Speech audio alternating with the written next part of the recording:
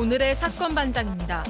울산의 한 아파트 단지에서 초등학교 1학년 학생이 목줄 없이 돌아다니던 개에게 목과 팔다리를 물렸습니다. 습격을 당한 초등학생은 택배기사의 도움으로 구출됐습니다. 치킨집에서 손님이 난동을 부리는 일이 벌어졌습니다. 손님은 미국 국적을 가진 국정원 직원이라고 주장했습니다. 10대 여자친구에게 폭행과 협박을 일삼은 20대 남성이 징역형을 선고받았습니다. 남성은 가위로 여성의 손톱과 발톱 밑을 찌르고 벌레봉으로 구타하기도 했습니다. 뾰로롱! 안녕하십니까? 자, 박지훈 변호사님. 네. 제게는 소원이 하나 있습니다. 뭐죠?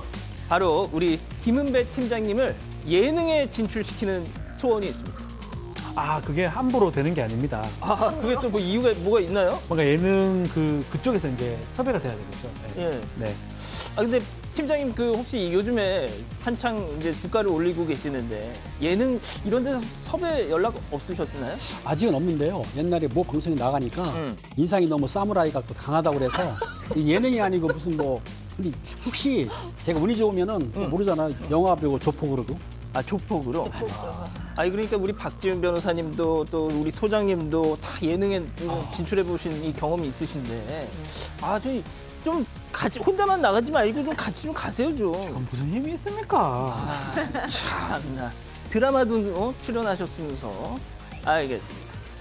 예, 진실 추적자 사건 반장 시작합니다. 오늘 진짜 덥습니다. 내일 또 마침 초복이죠. 이 가족 지인들과 삼계탕 많이 드실 것 같은데 아, 이거 너무 비싸. 가격이 너무 올랐어요. 이 생닭, 수삼, 찹쌀 이런 삼계탕 재료 7개 품목 가격이 지난해 이맘때보다 17% 올랐답니다. 하지만 우리 아빠들 또 남자친구들 더치페이 할 수는 없잖아요. 파이팅.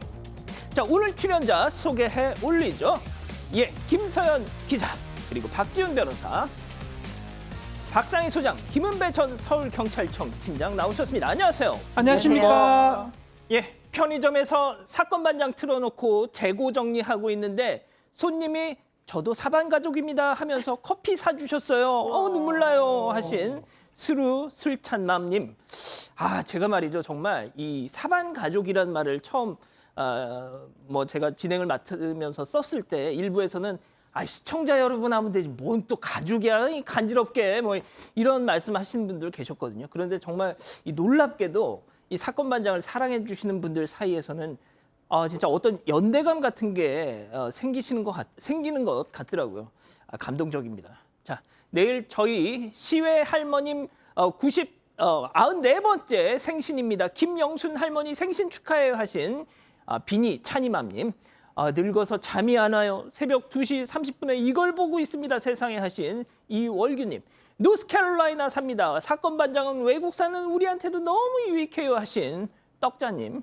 그리고 고여사님, 장길남님, 은영님, 꾸쌈유님 모두 사랑합니다. 자, 재미는 물론 의리로 함께하는 6시 내 고정 사건 반장. 대한민국과 전 세계 동포가족 여러분의 시선을 모아서 출발합니다.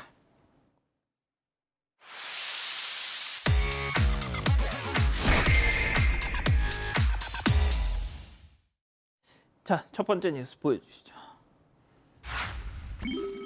예, 캠퍼스 여대생 사망 사건입니다. 조금 전에 들어온 속보로는 그냥 단순 사망 사건은 아닌 것 같더라고요. 대학 캠퍼스 인천의 한 인하대 캠퍼스 안에서 여대생이 피를 흘린 채 쓰러져 발견됐던 거죠. 오전부터 정말 이 사건 정말 떠들썩했는데 일단 발견을 하고 병원으로 옮겨졌지만 숨졌지 않습니까? 오늘 새벽 3시 50분쯤 인천 인하대 캠퍼스에서 술에 취한 여성이 옷을 벗고 피를 흘리며 쓰러져 있다는 신고가 접수됐습니다. 이 여대생은 인하대 공대 1학년생으로 확인되는데요. 당시 얼굴과 머리에서 피를 흘리고 있었고 옷은 다 벗겨진 상태였다고 합니다.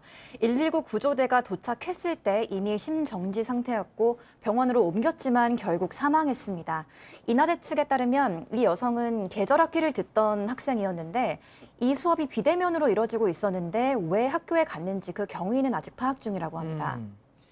자, 일단 지금도 계속 속보가 들어오고 있는 것 같긴 하더라고요. 그래서 하지만 그래도 알려진 내용이 많지 않아서 좀 조심스럽긴 한데 팀장님 이 사건이 충격적인 거는 대학교 캠퍼스 안에서 또 뭐 저렇게 뭐 옷이 벗겨진 채로 숨진 채 발견됐다. 일단 이 상황 자체가 너무 좀 놀랍습니다. 그렇습니다. 완전히 지금 조사가 끝난 건 아닌데요. 여학생이 대학 1학년생인데요. 여학생이 심연지 상태로 알몸 상태에서 발견이 됐습니다. 됐는데 그대로 연락이 와서 그 같은 대학 1학년 학생이 스스로 연락을 한 거예요. 그래가지고 조사를 해보니까 처음에는 용의자로 봤는데 조사를 해보니까는 혐의가 있기 때문에 피의자로 전환을 했습니다. 그러면 입건을 한 상태인데 그렇다고 하면 범죄 혐의가 있다고 봐야 되겠죠. 그런데 중요한 거는 여성이 알몸 상태예요. 근데 코는 팀장님 죄송합니다. 지금 자막이 나가는 것처럼 예. 강간치사 혐의로 긴급 체포가 됐다는 속보도 지금 들어와 있네요. 예. 그렇다고 한다면은 저 남성이 사실은 아까 알몸이라고 한다면 알몸에서 강간 성폭행을 하려고 시도했다가 치사라고 한다면은 본인이 직접 살해한 건 아니고 아마 그 강간을 피하려고 여성이 뛰어내렸든지 아니면 떨어진 상태. 왜냐하면 지금 귀나 입에서 피 나왔다는 얘기는 추락이 가능한 얘기거든요. 그렇기 때문에 저 남성을 조사를 하는데 피의자 신문 조사를 받아보면 확실히 나뿐만 아니라 또 CCTV도 확인을 하고요. 또 피해자 휴대폰, 피의자 휴대폰. 가장 중요한 거는 경찰에서 부검을 할 거 아닙니까? 부검하게 되면은 피해자가 어떤 상황에서 사망했는지를 정확히 나오기 때문에 아직은 속단할 수는 없지만 알몸 상태로 봐서는 저 강간치사 정도로 입건해 수사하기 때문에 좀 더 기다리면 정확한 내용이 나오리라고 생각이 듭니다. 지금 제가 속보를 확인해 보니까 조금 전에 경찰에서 범행을 자백했다 이런 지금 내용까지도 들어오고 있습니다. 일단 추가적인 좀 내용이 나오는 대로 저희가 다음 주에라도 후속 보도 내용 좀 전해드리죠. 자, 두 번째 뉴스 이어갑니다. 차량과 부딪힌 후입니다. 오늘 소개해드릴 사고 영상은요. 이 차가 사람을 덮치는 이른바 역과 사고입니다. 인명피해는 없었던 사고고요. 보시기에 좀 불편하지 않게 저희가 편집을 했습니다. 먼저 첫 번째 영상 보시죠. 자, 왼쪽에 지금 자전거가 있는데요. 지금 저 차가 좌회전을 하면서 좀 크게 돈다 싶더니 사람을 덮쳤습니다. 저게 왜 안 보였을까요? 차량 이 기둥인 A필러에 가렸던 탓일까요? 상당히 좀 끔찍한데요. 자, 또 다른 영상 이어갑니다. 자, 택시입니다. 손님이 지금 계산을 하고 내리고요. 다음 콜을 받으려고 하는데 강아지 한 마리가 가버립니다. 저렇게. 택시 앞으로 방금 전 손님이 데리고 있던 강아지 저걸 찾으려고 도로에 나선 저 여성. 자, 허리를 숙인 순간 출발한 택시가 그대로 앞선 그 여성을 덮쳤습니다. 자, 박 변호사님. 네. 지금 이 영상, 이 사고 소형견을 키우는 일부 견주들 중에서는 목줄을 하지 않고 이렇게 품에 안고 다니는 경우가 있잖아요. 조심해야 됩니다. 자, 결국 근데 이 강아지가 품을 뛰쳐나가면서 그걸 주스로 이렇게 가다 보니까 그렇죠. 일단은 뭐 택시 기사 과실도 뭐 따져봐야 되겠지만 뭐 그거보다는 지금 사고가 다 나오진 않았습니다. 그렇지만 이 여성 승객 그렇게 큰 상해는 아니었습니다. 약간 코뼈 부러지고 그래서 중상해는 아닌 상황 말씀 먼저 드리고요. 예. 소형견 특히 한 생후 한 2, 3개월 소형견은 목줄을 필수적으로 해야 됩니다. 뭐 이걸 안 했다 해가지고 뭐 처벌받는 건 아니지만 행정처분을 받을 수가 있어요. 과태료. 한 번 안 했을 때 20만 원, 두 번째 30, 세 번 안 하면 50만 원치 과태료가 상향되는데 지금 그거 안 한 것 같아요. 들고 타서는 안고 타서는 안 되고요. 목줄해서 저런 일을 안 발생하게 해야 되거든요. 여성한테 지금 좀 책임도 뭐 일부 있는 게 아닌가 그렇게 만약에 보입니다. 목줄을 했더라면 저럴 일이 생길 수가 저럴 일이 없죠. 없었겠죠. 생길 수가 어디 갑니까? 쪼매란 게. 쪼매란 개가요. 예. 알겠습니다. 자, 앞서 처음 보여드렸던 그 영상 일단 다시 보여주시죠. 이게 참 어르신이었습니다. 저 자전거를 타고 가시던 분이. 일단 생명에는 지장이 없는 걸로 저도 알고 있는데 얼마나 좀 다치셨는지 좀 궁금하네요. 팀장님. 그렇습니다. 지금 보게 되면은 저 좌측에 오는 자전거가 정지선을 조금 넘어서 정차를 했는데 그 좌회전하는 저 SUV 차량이 저걸 받았어요. 역할됐기 때문에 저거 다 자전거 탄 70세 먹인 여성분이 사실은 피해를 많이 당했습니다. 그러니까 뭐 열상뿐만 아니라 척추 2개가 부러졌고 좌측 늑골이 뭐 7개 정도, 9개 정도가 골절됐다는 거예요. 그리고 중요한 거는 간에도 손상을 입었다. 아. 근데 저 운전자가 고의는 아닌데 저거를 중앙선 침범을 보지도 않고 안전운전 의무 불행 잘못한 걸 맞는데 중요한 거는 어린이 보호구역이 아니기 때문에 시비기 항목은 들어가질 않아요. 그러니까 이제 보험 처리는 가능한데 저걸 좀만 조심했으면은 물론 자전거가 좀 앞으로 났었다 하더라도 저걸 안 보였나 왜 저런지 모르겠어요. 웬만하면 보일 텐데 조금 간과해가지고 받았기 때문에 그나마 그 피해자가 생명을 구했기 때문에 다행이긴 한데 앞으로도 운전하실 때 좌측을 잘 보셔야 될 것 같습니다. 차가 좀 너무 이렇게 크게 돈다라는 느낌이 좀 들더라고요. 어쨌든 어르신 빨리 쾌차하셨으면 좋겠네요. 세 번째 뉴스 이어갑니다. 마스크 요청해 죽일 거야 합니다. 자, 경기도 파주의 한 편의점에서 발생한 일인데 마스크 좀 써주세요. 이 말 한마디에 또 직원을 그냥 막 이렇게 한 겁니다. 코로나 3년 차입니다, 지금. 아직도 이런 걸로 주먹질을 하고 살면 어쩌자는 겁니까, 도대체? 지난주 일요일 오전 9시쯤 경기도 파주의 한 편의점에 마스크를 쓰지 않은 손님이 계산대로 다가옵니다. 직원이 마스크를 써달라고 요구했는데 남성은 계산대 위에 카드만 올려둔 뒤 잠시 밖으로 나갔습니다. 아마도 계산을 해두라는 뜻이었던 것 같은데요. 잠시 뒤 돌아오더니 왜 계산이 안 돼 있냐, 음료수를 밀쳐버리고 흉기를 들고 와서 너를 찔러 죽이겠다는 식으로 욕설하고 위협하더니 다시 밖으로 나갔다고 합니다. 그러다가 잠시 뒤 돌아와서 갑자기 직원의 얼굴을 주먹으로 때리기 시작했고 이 폭행은 3분 동안 이어졌습니다. 경찰에 신고하니까 남성은 다음에 또 왔을 땐 정말 죽일 거라고 말한 뒤 달아났는데요. 아직 경찰은 이 남성을 추적 중이라고 합니다. 다음에 동네 다시 찾아와서 그땐 진짜 죽일 거야. 이렇게 협박까지 했다는 건데.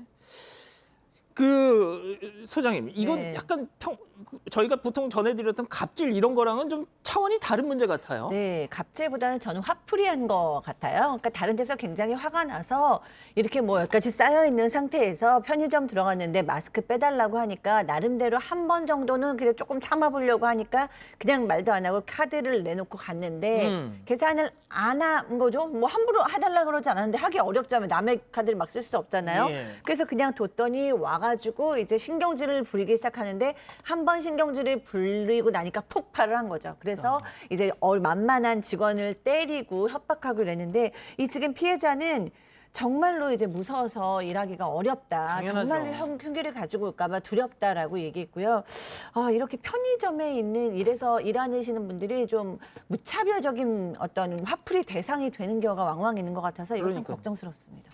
알겠습니다. 빨리 좀 잡혔으면 좋겠네요. 자, 네 번째 뉴스 이어갑니다. 멈춰버린 롤러코스터입니다. 자, 경북 경주에서 아찔한 상황이 펼쳐졌습니다. 함께 보시죠. 자, 경주의 한 놀이공원인데요. 빠르게 지금 달려가야 막 이렇게 타고 가야 될 롤러코스터가 지금 하필이면 여기 이 고개 넘기 이 직전에 어머. 멈춰가지고 아이고 세상 여기가 무려 55m 아파트 20층 높이에서 그대로 멈춰라. 무려 1시간 동안 여기 24분이 이 공중에서 직사광선이 맞으면서 말이죠. 덥고 무섭고 떨리고 와 저였으면 말이죠. 이거 김 기자 나 기절했을 것 같아. 네, 어제 오후 5시쯤 경주의 한 놀이공원 롤러코스터가 위로 올라가던 도중에 상공 55m 지점에서 멈췄습니다.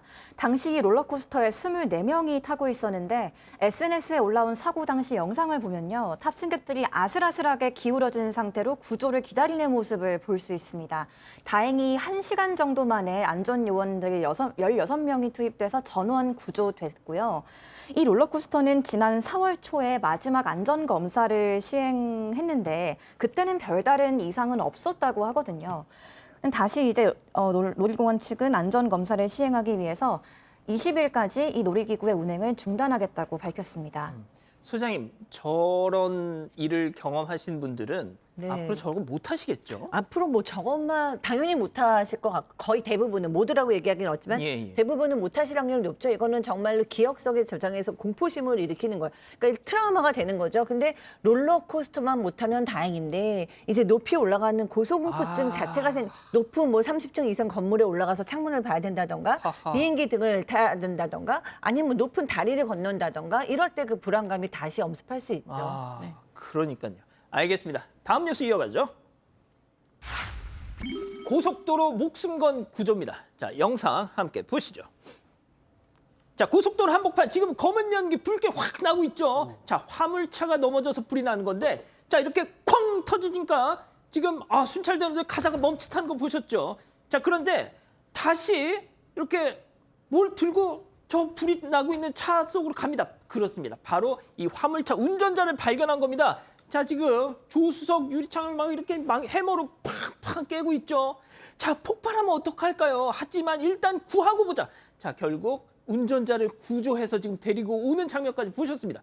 자, 정말 급박했던 상황 직접 들어보시죠. 안 깨져서 제가 이제 유리를 손으로 들어 올렸고 그리고 또 안 깨져가지고 그 안 들어 올려가지고 꼬챙이로 들어 올리고 해가지고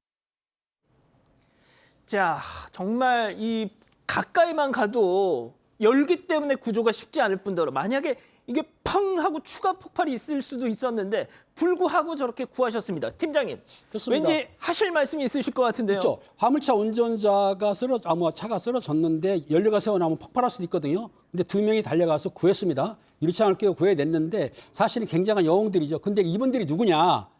그 도로공사 대구 경북 본부 안전순찰원인데 3개월밖에 안 된 안창영 씨하고 10년 차 문희진 씨 두 사람이 정말 목숨을 걸고 구조했는데요. 저분들이 저렇게 했기 때문에 다행히 그 화물트럭 운전사는 생명을 구했지 않습니까? 그렇기 때문에 저분들에게도 제가 눈이 말씀을 드리지만 피자를 쏠 테니까 연락을 주십시오. 저건 정말 피자를 먹어야 돼요. 저분들은. 너무 열심히 잘하셨어요. 아니 만약에 박 변호사님 아니 피자 좀 쏘시라고 진짜 좀 아니 제발. 예. 지금 말씀이 피자를 아까 이분들은 피자를 먹어야 됩니다 그러셨죠? 그렇죠. 만약에 피자 안 좋아하시는 분도 막 그냥 입에다 막 넣으실 것 같이 말씀하시죠. 아니 당연히 내가 죽이면 먹어야죠. 안 먹으면 되죠. 내가 주면 먹어야 된다. 아니 그걸 안 먹으면 되나요? 내가 주는데 네가 감히 안 먹을 거야? 약간 이런 그건 아니고 예. 내 성의를 봐서 먹어라 이거죠. 먹어달라. 알겠습니다. 알겠습니다. 자, 다음 뉴스 갈게요. 예. 참. 1분 1초가 급했던 순간입니다. 영상으로 만나보시죠.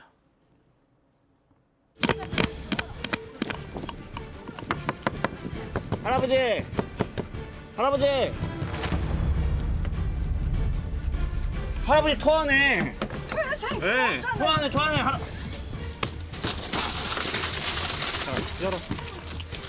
할아버지 일단 마스크 벗고 괜찮으세요? 나와 머리 드신 것 같은데 어머니 뭐 있어요? 좀 드셔보세요. 좀 정신 차려보세요, 선생님. 괜찮으세요? 좀 괜찮아요? 그쵸? 아직. 진짜 이 질문도 뭐 팀장님한테 드리고 싶지만 김소연 기자한테 할게요. 이 경찰관 분들이 아니었으면 정말 큰일 날 뻔했습니다. 지난달 22일에 있었던 건데 그날 최고 기온이 낮 최고 기온 33도. 자, 그렇게 무더운 날에 밀폐된 차 안에서 조수석의 어르신이 네, 지난달 22일 정오 무렵 강원도 고성군에 주차된 차 안에 있던 80대 남성이 의식을 잃은 채 발견됩니다. 남성은 당시 시동이 꺼진 차량 안에서 깜빡 잠이 들었는데 차량 안의 온도가 급격하게 올라가면서 탈진하게 된 겁니다. 이 신고를 받고 경찰이 2분 만에 달려가서 비상망치로 창문을 깨고 노인을 구조했는데요.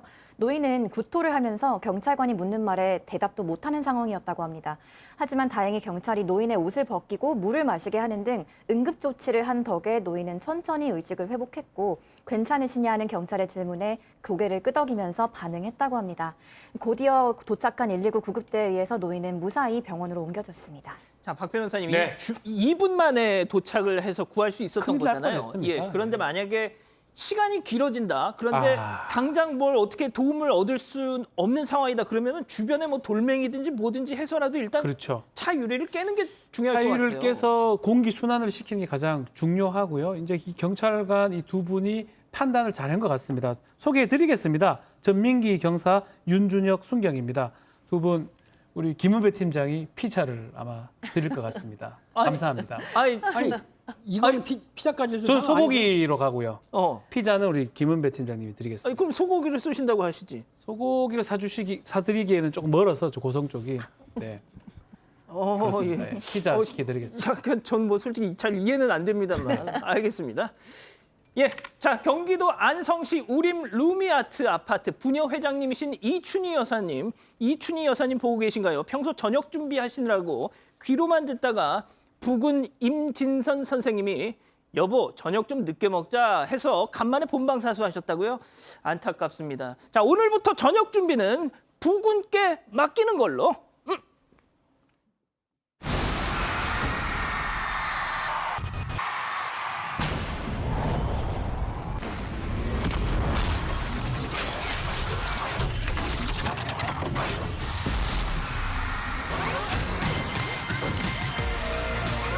두 다리를 자유롭게 움직이며 마사지해주는 바디 브랜드 오리지널스 로보워킹 테크놀로지 헬스케어 로봇 팬텀 로봇 10년 더 건강하게 바디 브랜드.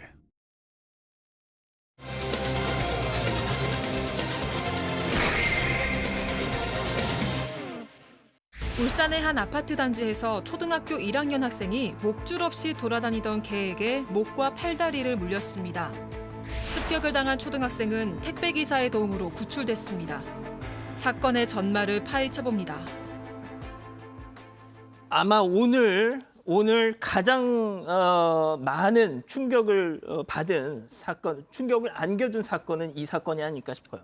네, 아파트 단지 안 CCTV 영상에 당시 사고 장면이 자세히 담겼는데요.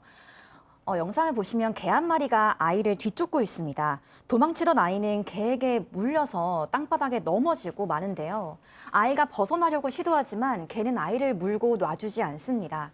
아이는 계속 저항하다가 힘을 잃고 축 늘어져서 개에게 물린 상태로 몇 분간 방치돼 있었습니다. 그때 주변을 지나가던 어른도 있었는데 개가 무서웠는지 멀찍이 돌아갑니다.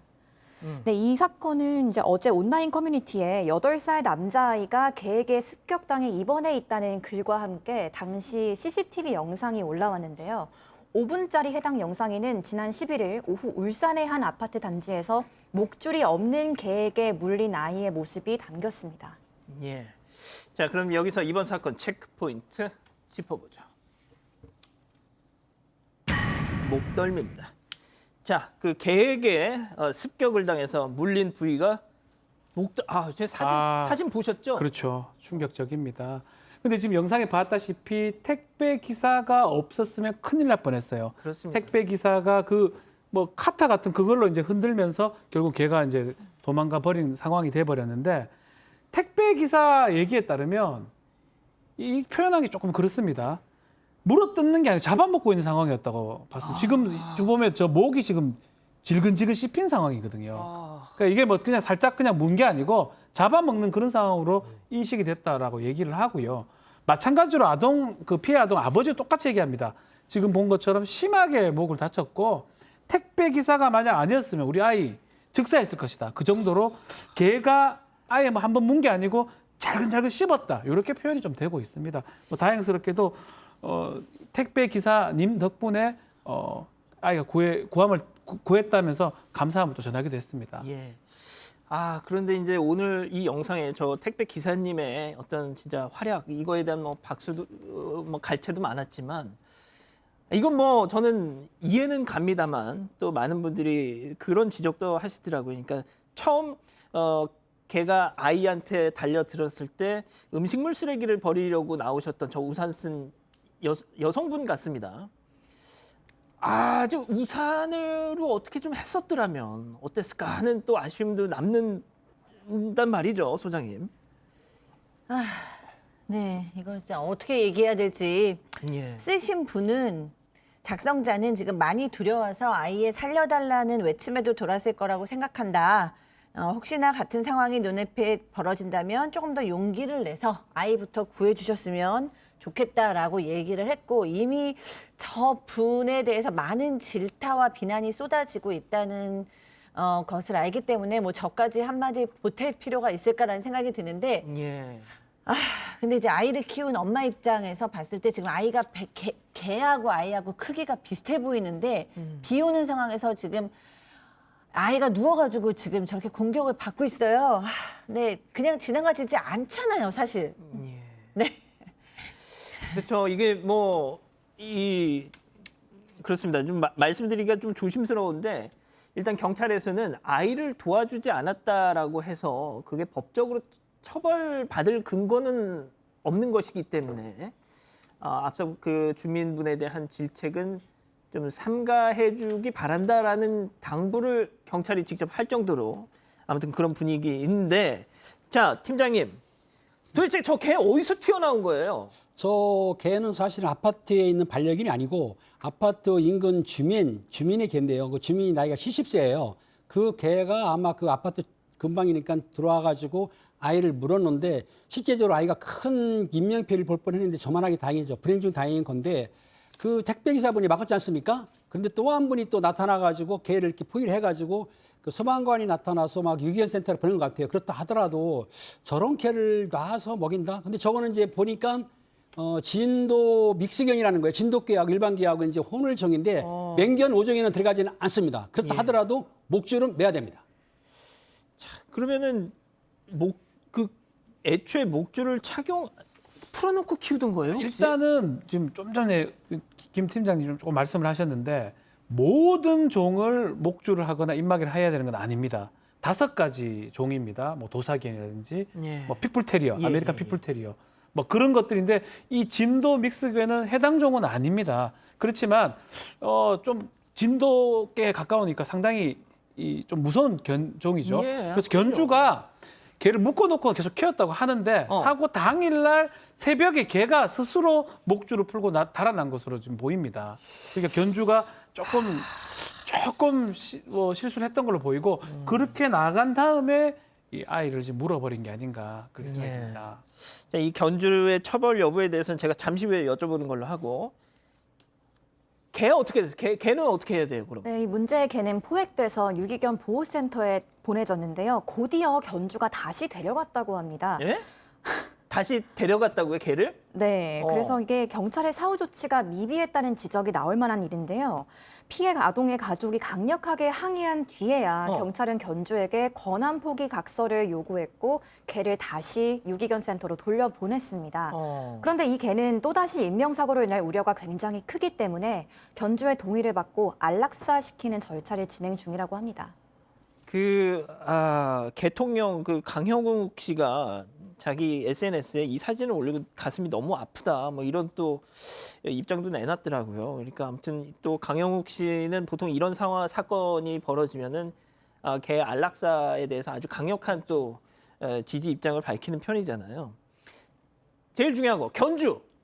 처벌돼야 될 것 같습니다. 과실치상이 될 수가 있어요. 제대로 관리를 못 해가지고 타인의 어떤 상해를 입혀버린 그 결과가 되기 때문에 과실치상인데 이게 뭐 높진 않아요. 벌금 500 정도 이하에 해당할 수 있거든요. 뭐 그 처벌을 받아야 되고 그거 말고도 민사적 책임도 져야 됩니다. 예. 동물의 소유자나 동물의 이제 관리자 같은 경우는 그 동물이 타인에게 손해를 끼쳤을 때 동물의 책임을 져야 됩니다. 동물이 뭐 책임질 수는 없잖아요. 그래서 다친 부분하고 위자료하고 이런 손해배상 책임을 이 견주가 좀 물어줘야 될 것 같습니다. 예. 뭐 좀 가슴 아프지만 영상 다시 한 번만 좀 볼 수 있을까요?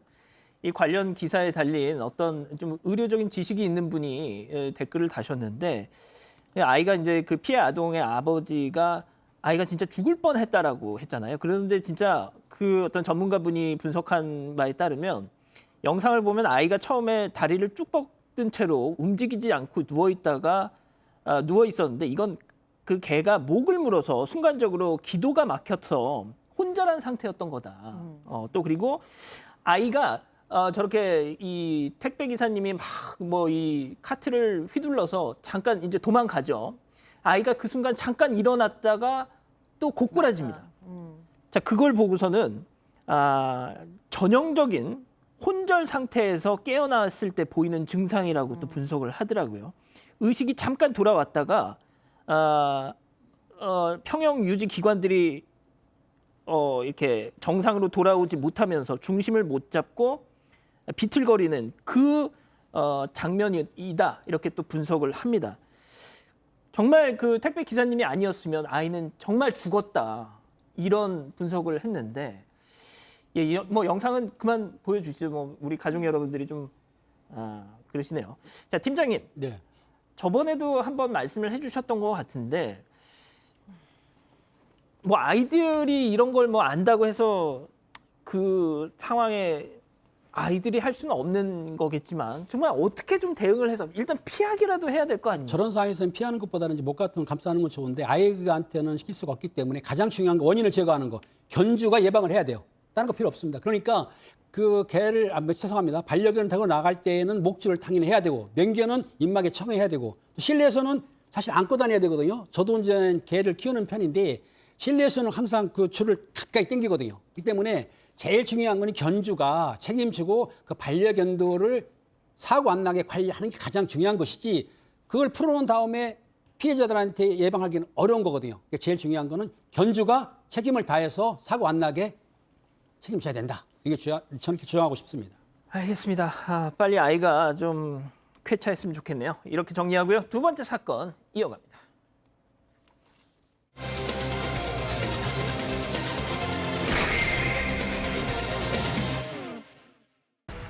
치킨집에서 손님이 난동을 부리는 일이 벌어졌습니다. 손님은 미국 국적을 가진 국정원 직원이라고 주장했습니다. 무슨 일이 있었던 것인지 알아봅니다. 자, 한 치킨집 사장님이 온라인 커뮤니티에 정말 억울하다, 답답함을 호소하면서 글을 올렸는데 저희가 이걸 그래서 직접 컨택을 해서 취재를 했잖아요. 네, 이 치킨집 사장은 온라인 커뮤니티에 억울하고 답답하고 막막하다는 글을 올렸습니다. 4개월 정도 된 일인데요. 매장에서 한 손님이 누군가 자기를 계단에서 발로 차 넘어졌다면서 범인을 놓치면 안 된다고 매장에 있는 다른 손님들의 얼굴을 휴대폰으로 찍기 시작한 겁니다. 얼굴을 찍히는 사람들은 당연히 기분이 나쁠 수밖에 없었을 텐데요. 어떤 손님과는 시비도 붙을 뻔했다고 합니다. 근데 그것도 모자라서 이 손님은 112 신고까지 직접 해서 경찰을 불렀다고 합니다. 자, 누군가 날 뒤에서 밀어서 내가 넘어졌다. 여기 있는 손님들 중에 한 사람이 범인이다. 지금 이런 건데 네. 경찰이 왔어요. 그래서 그렇죠. CCTV를 확인을 했습니다. 범인이 있었습니까? 원래 이제 보면 탐정 이런 드라마 보면 여기 중에 한 명이 범인이다라고 해야 되는데 범인이 없었어요. 왜요? 경찰까지 와서 CCTV를 확인했는데 혼자 그냥 넘어진 겁니다. CCTV 보니까 하하, 이런 범인이 있어야 될 거 아니에요. 범인이 없어. 저 봐요. 저 넘어진 거예요. 진짜 자기가 혼자 비틀비틀하게 근데 심지어 이제 손님들한테 막 화를 내고 누가 밀었냐 그러고 대리까지 막 불러놓고 경찰 수사 끝날 때까지 그 신경질을 많이 냈다고 합니다. 지금 채증하고 있습니다. 네, 사진 찍고 이 중에 한 명 범인이다. 화를 상당히 냈다고 그럽니다. 자, 영상 다시 한번 좀 보여주실래요? 예. 자, 계단 저 장면입니다. 어이없어요. 딱 봐도. 혼자 술 취했습니다. 지금 비틀비틀대죠? 뭔가 불안합니다. 자, 넘어졌습니다. 혼자 넘어졌어요. 아무도 없어요. 투명 인간이 아닌 이상. 자, 그런데 CCTV가 이렇게 버젓이 찍혀 있었지만 보통 이러면은 박 변호사님, 네. 아유 죄송합니다. 제가 그냥 헛디뎌서 넘어졌네 하고 사과하고 가야 되잖아요. 일반인이라면 부끄러워서요. 얘기도 안 합니다. 그러니. 그리고 저게 걸렸으면 죄송합니다 하고 말면 되는데 오히려 시비를 걸고 경찰을 부르고 대리를 부르고 난리를 친 겁니다. 자, 그래서 여기서 이 정말 어처구니 없는 상황을 직접 경험한 이 치킨집 사장님의 얘기 직접 한번 들어보시죠. 그분이 처음에 계단에서 굴러 떨어졌을 때 혼자 그런 거를 다른 사람이 부축해서 올라가서 인계를 했는데 같이 있던 1인분이라는 사람이 혼자 그랬을 리가 없다. 이 중에 범인이 있다고 하면서 손님들이 막 사진 찍고 하면서 막 시비 붙고 하니까 손님들 다 나갔거든요. 그 다음부터는 저한테 오더니 제가 발로 찬 게 맞다고 제가 발로 찼고 폭행을 했기 때문에 다쳤다. 근데 저는 되게 억울한 게 저는 분명히 저도 배달 나가 있었어요. 저는 배달했던 그 시간대 배달 나갔던 기록도 있는데 제가 발로 차서 넘어졌다는 게 말이 안 되는 거잖아요. 그러니까 이제 하다 이제 배달 나간 사장님한테 딱 오더니 야 네가 찼잖아 그러는 거예요 지금. 그렇습니다. 이제 3명이 일행인데요. 아마 그 넘어진 사람 외에 다른 분이 뭐라고 했냐면 혼자 넘어질 리 없다고 하고 나서는 사장한테 시비를 건 거죠. 당신이 찬 거다. 시인해라. 잘못 사과라 했는데 아니 사장님은 CCTV에도 찍힌 것도 없고 또 그 당시에는 배달이 나갔는데 너무 억울하잖아요. 그러니까 사과할 필요가 있습니까? 없습니까? 할 필요가 없는 거예요. 그러니까 사과 안 한다고 하니까는 그때부터 의자 들고 죽인다고 협박했다고 하는데 이 사람들이 너무 뻔뻔한 거죠. 그리고 왜 CCTV 봤으면 당연히 자기들이 잘못한 건데도 불구하고 사장한테 저렇게 왜 협박하고 사장한테 이렇게 뭐라 쳤는지 저는 이해가 안 가는 부분인 거죠. 자, 그렇다면 말이죠. 여기서 좀 우리 가족 여러분들 지금 채팅창이 크크크크밖에 없어요, 지금. 이 상황이 너무 웃기지 않습니까? 대체 어떤 사람이길래 이렇게 황당한 행동을 하고 억지를 부리느냐? 자, 그랬더니 너 같은 놈이 함부로 할 사람이 아니다, 내가 말이지. 막 이렇게 막 소리를 버럭 질렀다는 겁니다. 자, 대체 누굴까요? 체크포인트 짚어보죠. 국무총리를 모셨던 국정원 요원이었구나. 뭐 그럼 그럴 수도 없죠. 예, 그럴 수 없습니다. 혼자 북치고 장구 치셨던 분 국정원 요원이었다라고 주장을 하는데 당시 상황 한번 보시죠. 내가 했지. 내가 하러 갔어. 내가 네가 이런다 걸로 박찬 갔어. 내가 8년생인데 너를 죽여버릴 거야. 어떻게 죽으려고요? 네가 죽이는 대로 내가 할 거야. 내가 우리나라 국무총리랑 정부를 장담할 새끼인데 내가 이 아저씨를 언제 발로 찼어요? 야, 네가 샷들 봤어. 내가 근데 recorded.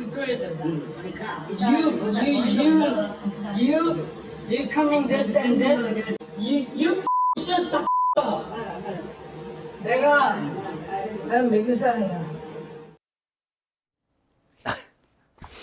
재밌네요. 예, 재밌습니다. 같지 않습니다. 예, 네. 정말 저도 뭐 개인적으로 정치부 기자 생활하면서 국정원에 이렇게 다니는 분들 몇 분 알지만 예. 근데 아무튼 뭐 사장님이 진짜 내가 이런 걸 상대를 해야 되냐라는 생각이 드셨겠어요. 저 순간 소장님.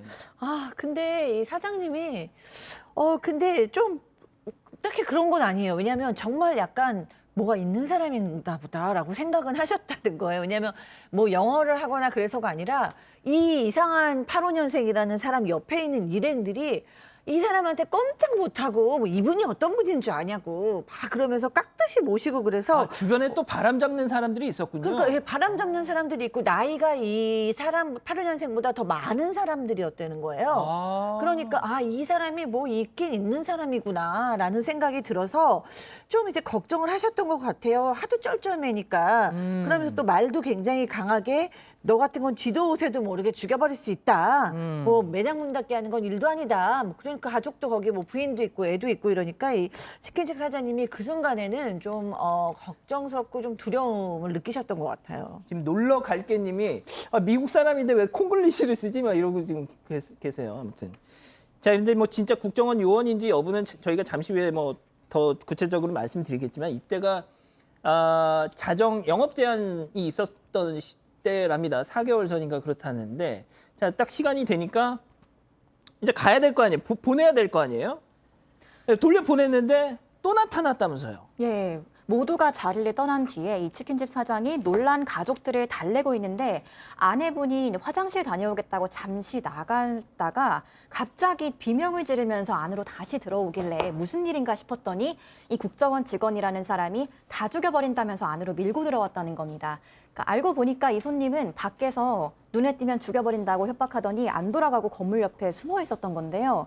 경찰에 다시 신고를 하고 경찰이 오니까 사장이 범인이니까 사과하면 용서해 주겠다고 말하면서 거듭 사과를 종용했다고 합니다. 자, 가장 지금 관심인 대목. 네. 진짜 국정원 요원 맞느냐? 자, 국무총리를 모셨느냐? 자, 먼저 국정원이 뭔데요, 뭐 어쩌라고요? 공무원이 전 뭐 어쩌라고? 아무것도 아니에요. 국정원이 뭔데요? 진짜 아무것도 아니에요. 조금 무섭긴 한데 아무것도 아니에요. 뭐 어쩌라고요? 무서워요. 그런 상황이고 또 실제로도 이 사람이 국정원이 왜 국무총리를 모십니까? 말도 안 소리 하지 마시고 이 사람 미국 국적은 맞는데 영어는 조금 하는 것 같아요. 미국 국적자였어요? 네, 한국계 미국인입니다. 근데 영어를 그렇게 해요?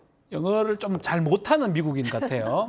미국인이에요, 미국인. 미국 사람이에요. 그 옆에 이제 일행 중에 한 분은 이제 공기업 직원이라고 하긴 합니다, 연구원. 하여튼 간에 어처구니가 없습니다. 뭐 어쩌라고 국정원 직원이 뭐 어쩌라고요. 그러니까 국정원 요원이라면 이렇게 술 먹고 행패도 안 부립니다. 국정원법상 이 국정원 직원들은 자기가 국정원 소속이다라는 거를 신분 노출을 못합니다. 법에 정해져 있어요. 그리고 심지어는 가족들한테 뭐 100%는 아닌 것 같긴 한데 가족들한테도 신분을 이렇게 드러내지 않고 뭐 그런 경우도 있는데 팀장님 이 사람들 말이죠. 3시간 가까이 계속 뭐 살리네 죽이네 협박을 했다고 하는데 경찰도 뭐 그렇게 좀 FM대로 원칙대로 무슨 법 집행을 안 했다는 또 말씀을 하세요. 이 사장님이. 사장님 입장에서 볼 때는 112 신고가 세너 번 들어갔고 경찰이 출동했고 난동을 부리는데도 불구하고 보통 이제 우리가 임의동행 하든지 현행범 체포를 해야 되는데 안 했단 말이에요. 그러니까 경찰관이 국정원 직원인지 알았는지 모르지만 국정원 직원이라 하더라도 행패 부릴 때는 현행범 체포를 하거든요. 제가 이제 서울청에 있을 때 국정원 수사요원들하고 수사를 했습니다. 이런 사람 아무도 없어요. 이거 거짓이에요. 자기의 신분을 저랑 같이 몇 년 일한 국정원 직원들도 이름을 저한테 가명을 댔으니까 숨기는 거죠. 이런 사람이 없는데 주인 입장에서 볼 때는 경찰들이 혹시 겁먹었나 이런 생각할 수도 있지만 제가 보기에는 저렇게 좀 경찰들이 신분 고하를 막론하고 일단 저렇게 현행범이기 때문에 사실 임의동행이 안 되면 현행범 체포했으면 좋을 건데 그렇게 안 했기 때문에 이 업주한테 의심을 받는 상황이죠. 앞으로는 자칭으로 저러면은 과감하게 현행범을 체포하세요. 경찰관들. 알았죠? 예. 박 변호사님 마지막으로 지금 사장님께서는 뭐가 됐든 좀 불안하신가 봐요. 뭐 상대는 국정원 직원이야 뭐 이런 얘기를 하고. 아니고요. 국정원 직원 아니고요. 뭐 국정원 직원이 뭐 어쩌란 말입니까? 오히려 이 사장님이 피해자입니다. 업무 방해죄 아니면 뭐 위력에 의한 업무 방해죄, 폭행죄, 협박죄 같은 게 성립할 수가 있고요. 한 명이 아닙니다. 3명이 같이 지금 했기 때문에 공동 범죄가 되고요. 가중 처벌될 수 있습니다. 사장님께서 법적인 조치를 취하셔도 충분히 더 유리하지 않을까 저는 생각이 듭니다. 그렇군요. 알겠습니다. 2번째 사건 이렇게 정리하고요. 3번째 사건 이어갑니다.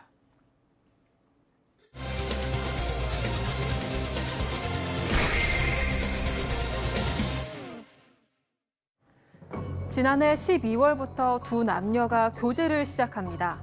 행복해야 할 시간이었지만 여성은 그러지 못했는데요. 납득하지 못할 이유들로 남자친구에게 폭행을 당했기 때문입니다. 폭행 수위는 점점 심해져서 엽기 행각까지 벌어졌습니다.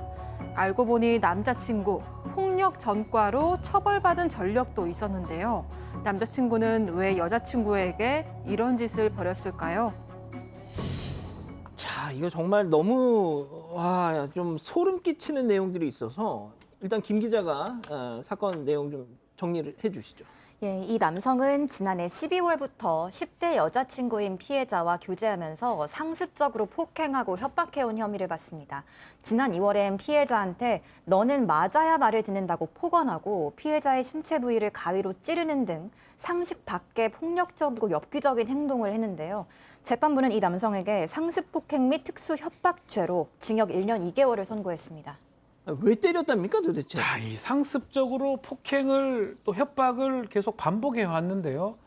자, 이유가 사실은 좀 납득하기 어렵습니다. 뭐 예를 들어서요. 자느라고 주문한 밥을 이 여자친구가 먹지 않았던 것 같아요. 그것 때문에 머리채를 끌기도 하고요. 모르는 남성한테 그 외모를 칭찬했다 가지고 화가 났기도 했다 그러고요. 이유 없이 기분이 나빠서 때리기도 했다고 그럽니다. 피해자 때문에 제대로 놀지 못해서 또 헤어지자고 이런 얘기를 해서 애정 표현 안 해서 또 엽기 행각을 거부했기 때문에 이런 것 때문에 상습적으로 폭행을 했고요. 또 특수 협박을 한 부분도 있는데 이 부분은 뭐냐면 집에 들어갔다가 바로 나오지 않으면 차로 밀고 들어가 부셔버리겠다라고 협박을 했던 부분이 있습니다. 위험한 물건으로 협박한 거죠. 그래서 특수 협박 혐의까지 적용이 된 것입니다. 자, 이 남자는 20살이고요. 여자친구는 10대 미성년자입니다.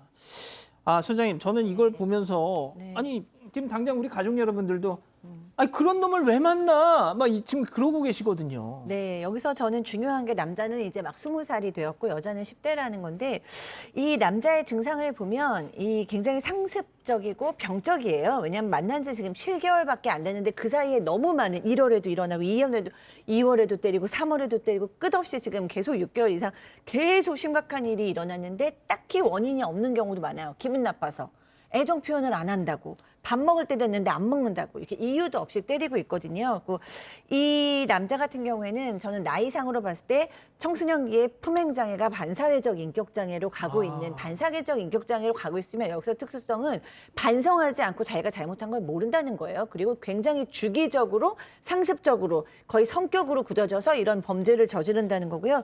여기서 또 하나 걱정스러운 건 또 여자는 10대예요. 그러니까 아직은 미성년자나 보호를 받아야 되는 상황에서 글루밍 성범죄가 일어날 수 있고 또 굉장히 이런 경우에 무서움이 있기 때문에 보호해줄 어른이 확실하게 있다라는 판단이 들지 않으면 여기서 못 벗어날 수도 있거든요. 이런 여러 가지 역동안에서 이해해야 되는 사건이 아닌가 싶습니다. 자, 팀장님, 진짜 이 일제 강점기에 서대문 형무소에 가면은 당시 일본 형사들이 독립투사들 고문하는 그런 장면들이 재현이 되어 있잖아요. 거기서 나온 짓을 여기서 합니다. 거기보다는 약하겠지만 아무튼 고문을 했는데 보면은 2022년도 2월 달에는 여성의 배설물을 뭐라고 강요를 했어요. 참 정신없는 사람인데 그러니까 여자친구가 배설물을 못 먹으니까는 자해를 하려고 했던 것 같아요. 그러니까는 엎드려 뻗쳐있고 나서는 플라스틱 대걸레로 사정없이 때린 거예요. 군대에서 뭐 그런 옛날에 그랬습니다. 그걸 때린 뒤에 또 그리고 가위는 종이를 자르라고 있는 건데도 불구하고 가위로 신체의 예민한 부분을 찔렀던 것 같아요. 참 문제가 있는 사람인데 그리고 또 여성한테 발굽혀펴기 좀 보시지만 하라고 하는데 저 힘들거든요. 보통 여성들이 발굽혀기를 무릎을 짚고 해요. 여경 시험 볼 때도 무릎을 짚고 하거든요. 예, 근데 무릎이 닿았다고 그래가지고 보시다시피 저런 대걸레로 때린 거예요. 그러니까 저 남자가 아까 박 소장님 얘기했지만은 정신적으로 결함이 있는 사람이지 역계 행동을 떠나서 정신적 문제가 있다고 저는 보고 있습니다. 자, 재판에 넘겨졌습니다. 그럼 여기서 세 번째 사건 체크포인트 짚어보자. 전과 5범이었습니다. 20살짜리가 벌써 전과 5범이었어요. 네, 이 사람은 소년 시절 2016년 공동상해죄, 2018년 공가해죄, 2019년엔 폭행죄로 소년 보호 사건 송치된 전력이 있습니다. 그리고 성인이 된 이후 2021년 2월에 공동폭행죄로 징역 장기 1년 6월, 단기 1년을 선고받았고 같은 해 5월엔 상해죄로 벌금 700만 원의 약식 명령을 받는 등 폭력 전과만 5개입니다. 자, 일단 제가 팀장님께 좀 이따 여쭤보고요. 박 변호사님. 네. 그래서 재판부는 어떤 판결을 내렸어요? 자, 이 소년 보호 사건을 뭐 전과로 볼 수는 뭐 보긴 조금 애매하긴 한데 어쨌든 간에 소년 보호 사건으로 뭐 소년을 갖거나 하여튼 그런 것들이 계속 반복이 됐고요. 이 사람 지금 계속적으로 지금 폭력이나 폭행을 행사를 하고 있는 상황입니다. 공갈. 그래서 실형 선고 받고 출소한 지 3개월 만에 또다시 이 사건 범행을 저질렀다는 거 재판부 상당히 안 좋게 봤습니다. 특별한 이유도 없이 피해자한테 지속적으로 폭행하고 위험한 물건을 또 사용하고 그렇기 때문에 또 현행범으로 체포돼서 조사받는 과정에서도 합의를 종용하는 그 메시지 같이 보내면서 피해자한테 계속 겁을 줬다라고 하고요. 그래서 상습 특수폭행 또 특수협박 적용해서 징역 1년 2개월이 선고가 됐습니다. 자, 이 지금 재판부 CG 계속 좀 띄워주세요. 자, 팀장님. 예. 보시는 것처럼 피해자에게 이 여성에게 합의를 종용하는 메시지를 보내고 그렇죠. 합의서가 들어왔으니까 나 좀 석방해줘요 막 이렇게 요구를 하면서 아주 범행 후의 정황도 좋지 않다라고 재판부가 저렇게까지 얘기를 했는데 징역 1년 2개월. 이거 좀 너무 제가 약한 게 뭐냐면 저 사람은 저 아까 합의를 종용했지 않습니까? 이건 보복 범죄의 혐의도 있는 거고 지금 말대로 보게 되면은 석방해 달라고 막 요구됐기 때문에 반성하는 것도 없어요. 그런데 제가 보기엔 누범이 아닌가 싶은데 그럼 2배 이상 가중하는데 왜 1년 저밖에 안 나왔죠? 아무튼 그 재판부에서는 이유야 어떻든 간에 좀 가볍게 처벌했기 때문에 다른 사람이 볼 때에는 재판부가 너무 가볍게 처벌하지 않았나? 그런 의심을 들게 하는 거죠. 알겠습니다. 일단 소장님, 우리 가족 여러분들이 가장 우려하시는 게 보통 이런 사건에서 이 실형이 너무 적게 나오면 분명 금방 또 나와가지고 해코지를 한다. 예? 그렇죠. 이 사람은 지금 상습범입니다. 그러니까 이 정신적인 문제가 있다 그래서 봐줄 수 없는 상황인 거죠. 왜냐하면 혼자 아픈 게 아니라 본인의 어떤 성격이나 심리적인 문제로 인해서 남을 피해를 주면 우리는 그거를 범죄자라고 얘기를 하는 거잖아요. 근데 이 자기의 집착이나 어떤 그런 심리적인 문제를 또 그 여자친구한테 완전히 그 투사해서 여자친구한테 풀 수가 있고, 이 여자친구 본인에 대한 반성은 없습니다. 내가 뭘 잘못해서 이런 문제가 일어났구나라는 생각은 없기 때문에 제가 나를 뭐 해코지했다, 제가 나를 신고했다 이렇게 될 수 있으니까 이 여자친구를 잘 보호하지 않으면 이제 여자친구는 또 보복이 될 수 있는 가능성이 너무 높다는 생각이 듭니다. 그러니까 말이죠. 알겠습니다. 오늘 사건 이렇게 정리하고요. 다음 별별 상담소 이어갑니다.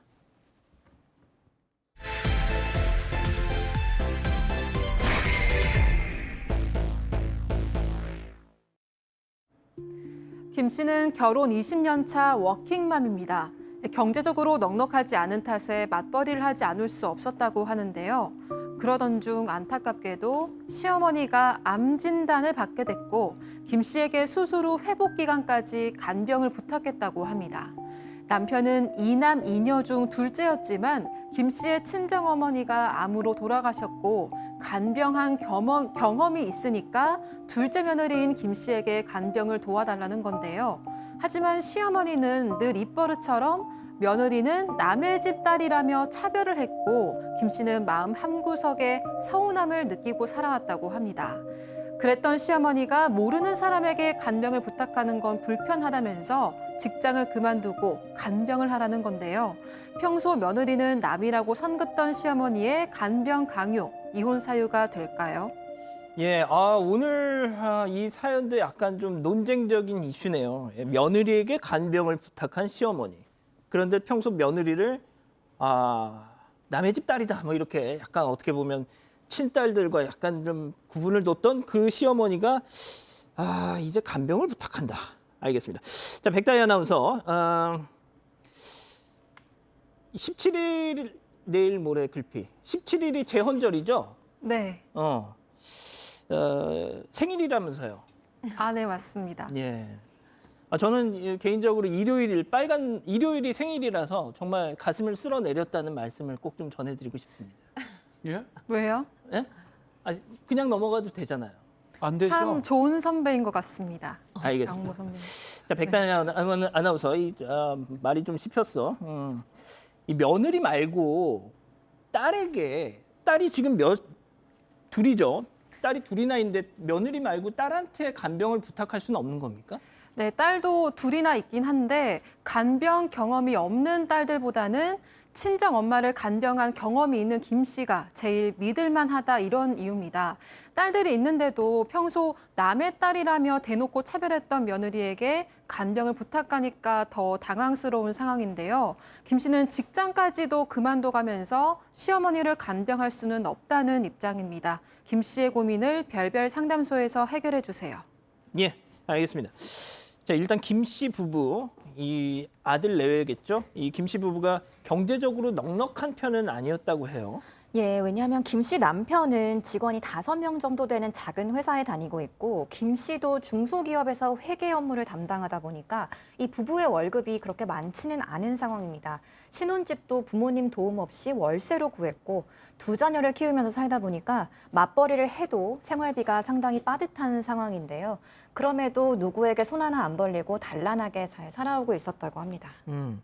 자, 그런데 이제 친정 어머니가 편찮으셔서 잠깐 다니던 직장을 그만둔 적이 있었다는 거지 않습니까? 그렇습니다. 이 김모 씨는 사실은 무남 동료 외딸입니다. 그러다 보니까 참 귀하게 컸는데 아버님이 일찍 사망하는 바람에 어머니랑 둘이 살았던 거예요. 얼마나 참 친한 사이도 했겠지만. 자, 그런데 김 씨의 친정 엄마가 그만 위암 판정을 받은 거예요. 그래서 위암 판정을 받아서 병원 수술을 했는데 여우가 좋지 않아요. 그러니까 상태가 매우 나빴기 때문에 간병인한테 맡기기 너무 안 될 것 같아서 김 씨가 남편한테 상의를 했던 거죠. 내가 어머님이 저렇게 힘들고 어려운데 내가 간병을 하겠다라고 하니까 김 씨 남편도 보기에는 경제적으로 이제 그만두면 어렵잖아요. 그래도 그 일을 그만두고 엄마를 위해서 간병을 하라고 흔쾌히 허락했기 때문에 그 김 씨가 사실은 어머님을 간병으로 잘했던 거죠. 예, 지금 벌써 진도도 나가기 전에 우리 가족 여러분들이 채팅창에서 벌써 결론을 막 내리고 계세요. 아, 지금 뭐 진짜 엄청납니다.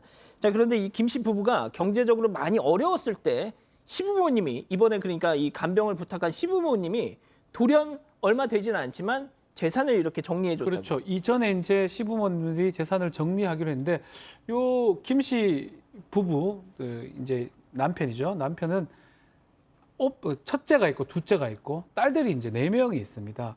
그래서 이 4명한테 재산을 좀 나눠주려 했는데 이 시부모가 갖고 있는 재산은 선산하고 땅하고 시골집하고 뭐 돈 등 현금 같은 게 있는데 선산하고 땅은 장남한테 줍니다. 그리고 차남 김 씨죠. 차남한테는 시골집을 증여를 하고요. 딸들한테는 현금 5천씩을 딱 줍니다.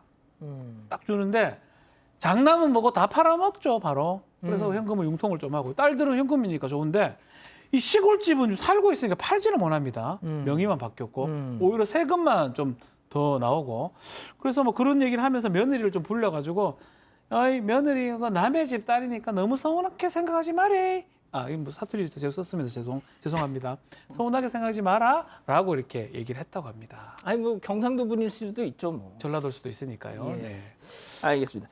자, 그런데 뭐 며느리들한테 재산을 증여하는 경우는 뭐 많지는 않죠. 어차피 아들한테 주면은 그게 그냥 뭐 가는 거니까. 자, 그런데 뭐 굳이 지금 뭐 박 변호사님 말씀하신 것처럼 남의 집 딸이니까 뭐 서운해하지 마. 뭐 그런 말 굳이 안 하셔도 되잖아요. 아이고 그 말씀 왜 하세요? 어머니가 강성이시네요. 네, 저도 만약 저희 시어머니께서 너는 남의 집 딸 이렇게 생각하면 그냥 거리가 확 생기는 거죠. 그럼 어머니께서도 남의 집 어머님이시구나 이렇게 너무 남의 아들 어머니시고 뭐 거리가 확 생기는 말을 하셔갖고 긁어 부스름을 하신 거죠. 왜냐하면은 이 어머니께서 진짜 그런 마음을 좀 갖고 사신 것 같아요. 평소 때도 그냥 말실수하신 게 아니고 그런 얘기를 하셨대요. 뭐. 제사 때도 며느리들이 준비를 하면 이제 딸들한테 음식 딸들만 다 싸주시고 그다음에 며느리들이 준 용돈을 가지고 딸들 화장품을 사셨대요. 그래서 며느리들이 왜 뭐 이렇게만 주세요. 왜 뭐 따님 뭐 주세요. 막 이렇게 하면 너네는 남의 집 딸인데 왜 내가 화장품 사서 줘야 되니? 너는 니네 엄마한테 가서 받아라. 이렇게 얘기를 하셨어요. 그러니까 이제 오늘의 주인공께서는 재산을 덜 받아서 서운한 게 아니라 이 남의 집 딸 취급하시는 거에 상처를 받으신 것 같아요. 야, 좀 믿기지가 않는데 말이죠. 자, 그런데 이제 재산을 상속을 받았지만 이 둘째 차남 부부인 김 씨 부부는 오히려 경제적으로 좀 더 증여를 받았는데도 어려웠다면서요? 네, 작은 아들인 남편이 받은 건 현재 부모님이 살고 계시는 시골집입니다. 명의를 이제 옮긴 후로는 각종 세금이 붙고 또 집에 문제가 생길 때마다 이 시어머니는 집수리를 이 김 씨 부부한테 요구한다고 하는데요. 게다가 가구나 가전제품 같은 것도 다 집주인이 사달라고 요구하신다고 합니다. 증여받을 당시에 김 씨는 친정어머니 간병을 하기 위해서 잠시 직장을 그만둔 상태였는데 그래서 생활비를 대출 받은 거에 대해서 이제 그 시어머니는 이 그만둔 며느리를 비난했다고 합니다. 자, 뭐 지금 뭐 채팅창이 터지려고 그래요. 지금 어쩜 좋아 이거. 자, 팀장님 그런데 자, 여기까지는 아이 뭐 며느리는 뭐 남의 집 딸이지 뭐 이렇게 말씀을 하실 때까지만 해도 당신의 건강이 괜찮았던 건데 자, 지금부터 상황이 변합니다. 이 시어머니가 이 김 씨의 친정 엄마와 똑같이 암 판정을 받습니다. 그렇습니다. 시어머니가 몇 달간 소화가 안 되니까 김 씨가 자기 친정엄마가 수술했던 병원으로 검사를 갔더니 검사 결과가 위암 2기로 나온 거예요. 근데 사실 위암 2기 정도는 수술하게 되면은 예후가 좋지 않습니까? 그러니까 시어머니가 당장 수술을 하겠다면서 수술을 잡았는데 문제는 이겁니다. 자, 간병인은 다른 사람 필요 없다. 며느리 보고 간병을 해달라고 했기 때문에 이게 문제가 된 건데요. 이유는 있습니다. 왜? 며느리야, 너가 그때 너 친정엄마 간병을 했잖아. 그러니까 너 간병을 해봤기 때문에 잘할 거 아니야. 그러니까 며느리니까는 나도 해달라고 말을 했는데 그 말을 들은 순간 며느리는 머리가 혼란이 온 거예요. 이렇게 되나? 화가 났던 거겠죠? 그렇다 하더라도 해주면 좋을 텐데 아무튼 해잖아 모르겠네. 아유, 이제 팀장님은 꼭 이게 약간 좀 논쟁적인 말씀을 그 끝에 붙이세요. 지금 채팅창 분위기 전혀 그렇지 않아요, 팀장님? 당장 이혼하라고 지금 막 그러는데, 아유 그래도 며느리가 이거 간병해야지 이런 말씀을 하시면은, 야 팀장님 이제 인기가 확 이렇게 그냥 곤두박질 치실 수도 있는데. 그래 내가 한마디 더 하면 중요한 거는 이 시부모님들이 재산을 분배해서 그래요. 분배 안 하고 갖고 있으면은 며느리가 한다고 하지 않았을까 싶은 생각. 딸들도 서로 하려고 하겠죠. 분배해 주는 바람에 이 사단이 난 거죠. 아무튼 이제 얘기 계속 더 해볼게요. 자, 이남 이녀입니다. 자식 넷이에요. 네. 아니, 그러니까요. 보통 제일 많이 이렇게 받았으면 큰 며느리, 딸 네. 둘이나 있는데. 그러니까 아주 객관적으로 제가 오늘 주인공 편만 드는 게 아니고 객관적으로 봤을 때도 이 집안에 있는 여성 중에 순위 4번째 중에 4번째예요. 왜냐하면 두 딸, 당연히 엄마가 위암이면 강병하고 싶어지는 마음이 드는 게 딸이잖아요. 엄마도 우리 딸 하면서. 근데 두 딸 조용합니다. 그다음에 첫째 며느리 땅하고 그다음에 천산하고 다 받았던 첫째 며느리 책임감 가지셔야죠. 어느 정도는. 그런데 조용합니다.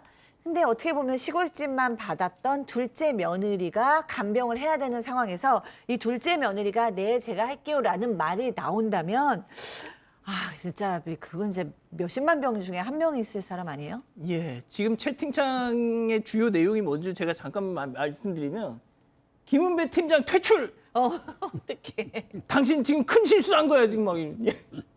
아무튼 뭐 이게 좀 약간, 그러니까 우리 팀장이 본인 그냥 재밌게 하려고 이렇게 좀 첨언을 하신 거예요. 자, 그런데 박 변호사님. 네. 일단 이 김 씨가, 며느리가 시어머니 간병 요청을 거절한 이유가 좀 있었죠. 그렇죠. 그냥 거절한 게 서운한 그런 마음 때문은 아니었어요. 그것뿐만 아니라 다른 게 좀 더 컸던 것 같습니다.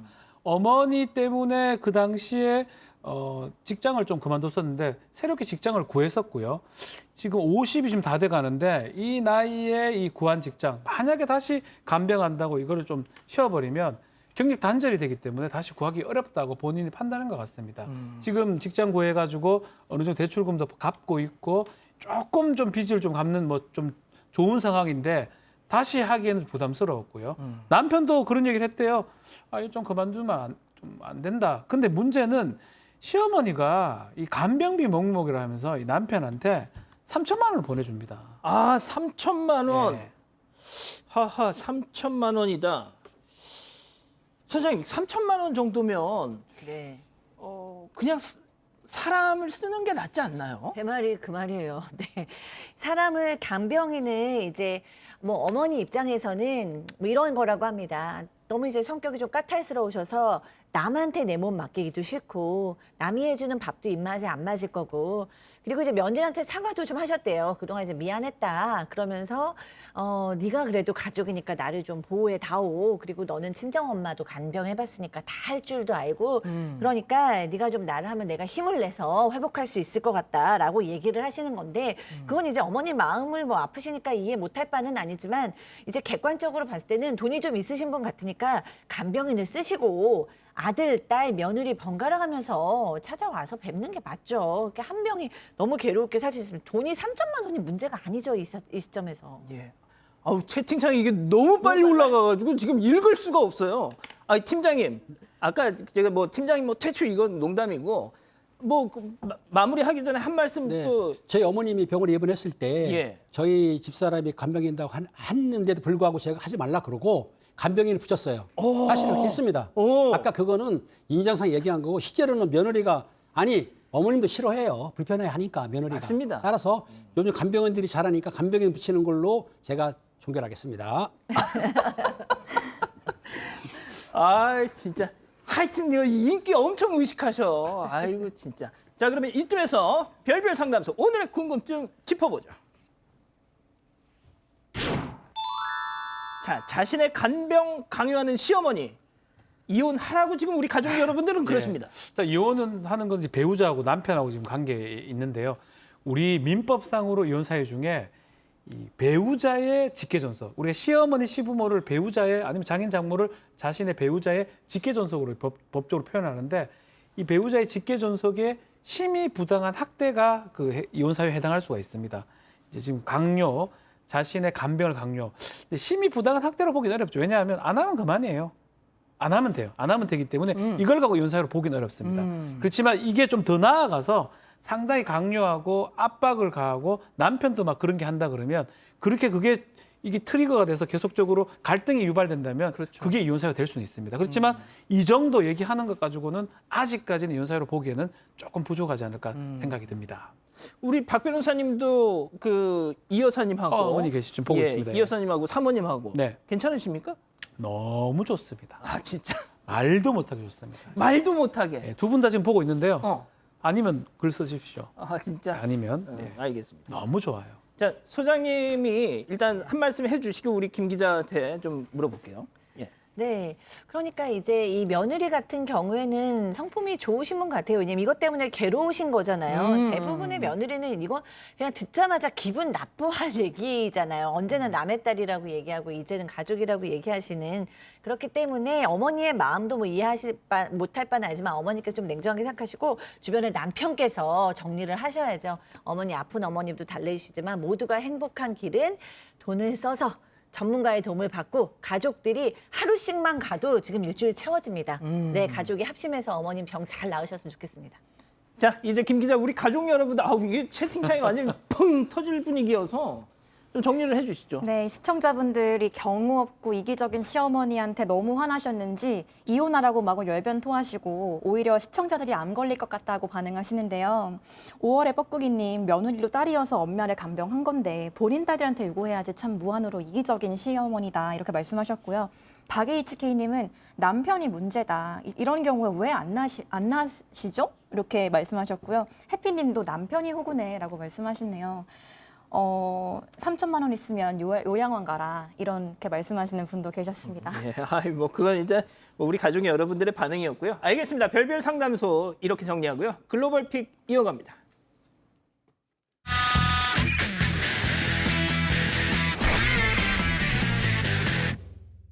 자, 첫 번째 미국으로 가보시죠. 네, 미국의 한 보석상입니다. 갑자기 검은 복면을 쓴 괴한 8명이 우르르 칩니다. 무대기로 와. 순식간에 직원을 제압하고 보석이 진열된 유리창을 깨기 시작하는데요. 약 1분 만에 12개 진열장을 모두 부셨다고 합니다. 입구에선 망을 보는 남성도 있었는데요. 아무래도 각자의 역할까지 나눈 듯 아주 치밀한 모습입니다. 야, 그냥 순식간에 그냥 싹 쓸어가네 지금. 예, 보석이 진열된 선반을 아예 통째로 들고 나가버리기도 하고요. 검은 가방을 꽉 메울 때까지 보석을 쓸어 담고 있습니다. 이곳은 다이아몬드, 루비, 사파이어 등 고가의 보석을 판매하는 곳이었기 때문에 피해 규모만 우리 돈으로 13억 원이 넘는다고. 잠깐 저 빨간색 저분 아까 잠깐 쓰러졌었는데. 네, 강도가 여성을 아까 바닥으로 밀치긴 했는데 이후엔 유리 파편을 피하기 위해서 꼼짝 않고 엎드려 있었다고 하는데요. 괴한들이 빠져나가자 직원들은 멍한 표정으로 서로를 바라보고 있었습니다.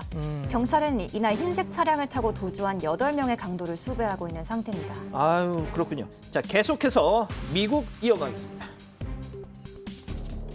네, 모두가 잠든 깊은 밤 한 여성이 다급하게 뛰어오더니 집 문을 두드리기 시작합니다. 어딘가 초조해 보이죠? 알고 보니까 이 집의 차고에서 불이 난 겁니다. 아, 혹시 그럼 불났어요? 빨리 나오세요. 막 이러려고. 예, 여성은 근처에서 운전을 하던 중에 화재를 목격하고 급히 달려왔던 건데요. 잠시 후에 주인이 문을 열자 여성은 차고에서 불이 났다는 사실을 전했고 그제서야 이 사실을 알게 된 가족들이 하나 둘씩 집을 빠져나오고 있습니다.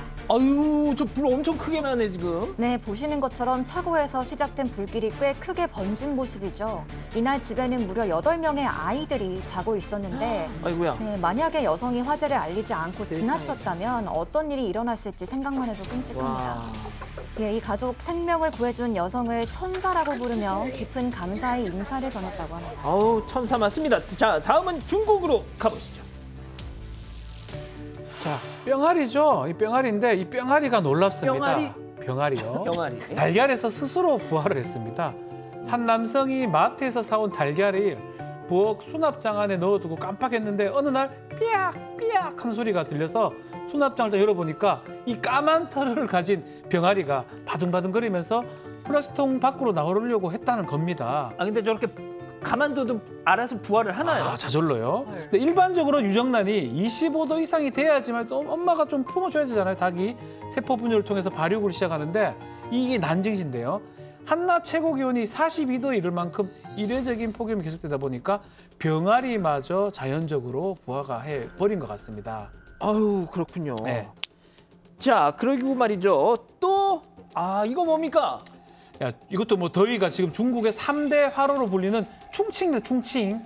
한 고궁 문화재 기념관 지붕이 녹아버렸습니다. 마치 불에 탄 듯한 기와가 바닥에 떨어진 건데 지붕 한쪽 면이 무너져서 전체 형태까지 변형해버렸고요. 세상에. 실제로 최근 중국 곳곳에 40도가 웃도는 폭염이 이어지다 보니까 열사병으로 인한 인명피해까지 발생하고 있는 상황이라고 합니다. 우리 가족 여러분들도 더위에 각별한 주의 하셔야 되겠습니다. 자 다음은 최근 온라인에서 화제가 되고 있는 영상 함께 보시죠.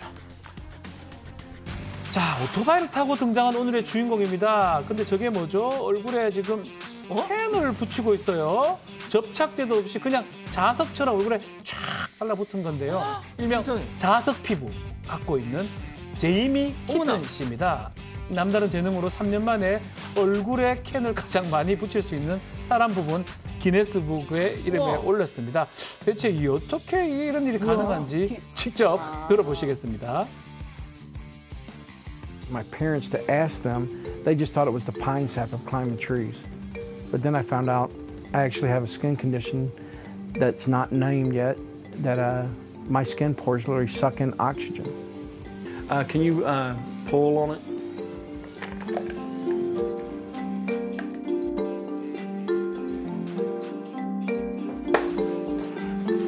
That's power, suction power. I never have a pen until I 와 이거 뭐예요 진짜? 대단합니다. 펜, 뭐 휴대전화, 무거운 병까지 다 붙일 수가 있고요. 심지어 병을 이마에 붙이고 여성에게 물까지 따라줍니다. 붙인 캔을 떨어뜨리는 것도 자유자재입니다. 상대가 손을 내밀면 잡아당기지 않았는데 뚝 하고 또 떨어져 버리기도 하고 정말 신기하죠. 와 이 양반 장난 아니네요. 스타입니다, 진짜. 스타. 스타 중에 스타라고 해도 과언이 아니고요.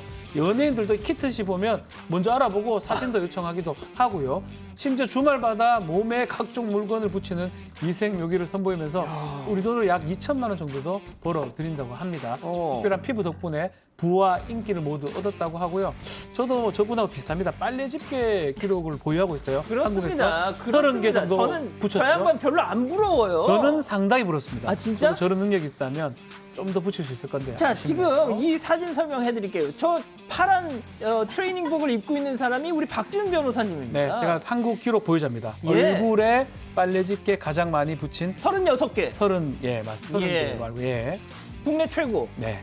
그 이전에 유재석 씨가 갖고 있었는데요. 네. 사뿐하게 제가 넘게 버렸어요. 근데 저건 찝은 거죠, 붙은 게 아니라. 전 찝은 거죠. 전 누구라도 할 수 있습니다. 얼굴만 크면요. 아, 예. 노력에 의해서 할 수 있습니다. 그러니까. 예. 자 5번째 픽 주인공 동물 중국으로 가보시죠. 네, 귀여운 비글 한 마리가 아이스크림 가게 앞을 서성입니다. 주인이 이제 문을 열어주니까 웬 바구니를 입에 물고 들어오는데요. 강아지가 내민 바구니에는 지폐 한 장이 들어 있습니다. 네, 바구니 속을 자세히 보니 종이에 웬 메시지가 적혀 있는데요. 바로 아이스크림을 달라는 뜻이었습니다. 가게 주인은 바구니에 아이스크림을 담은 뒤 비글에게 다시 건네주고 있습니다. 이야 신기하다. 예, 강아지는 바구니를 이제 입에 물고 어딘가로 또 달려가는데요. 배달지는 바로 30m 거리에 떨어진 미용실이었습니다. 예, 견주가 강아지를 훈련시키기 위해서 아이스크림 배달을 시킨 거라고 하는데 요즘 배달비 필수거든요. 칭찬의 의미로 간식 하나 주고 싶은 마음입니다. 알겠습니다. 자 마지막 칠레로 가보시죠.